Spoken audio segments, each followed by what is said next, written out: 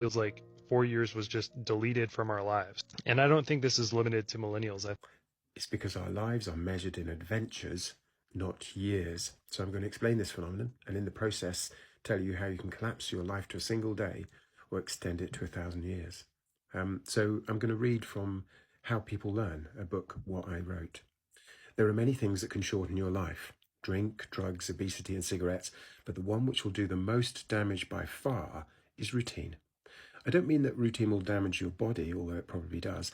Imagine that your life was so terribly routine that every single day was pretty much the same. As a result, at the end of your life, you would have only lived just one day.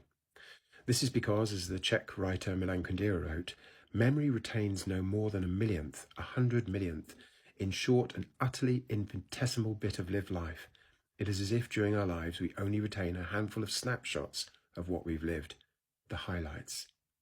We live only to the extent of our feelings. We live only so far as our stories. In fact, research shows that people tend to recall more events from their teenage years tailing off into their late 20s. This is probably because you're encountering more experiences for the first time during that period, but also because your emotional systems are at their most intense and unconstrained, since your higher order emotional regulation is still developing. Novelty and emotional intensity work hand in hand to create lasting memories. What I'm saying here is more than a poetic hunch. The psychologist David Eagleman had participants experience a frightening free fall of 31 meters, then measured their estimates of the time it took to fall.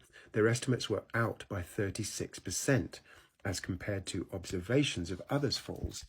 His conclusion was that this time dilation effect was a consequence of recollection, not perception.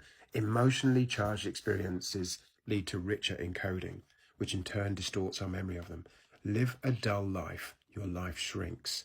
Our lives are measured in adventures, not years.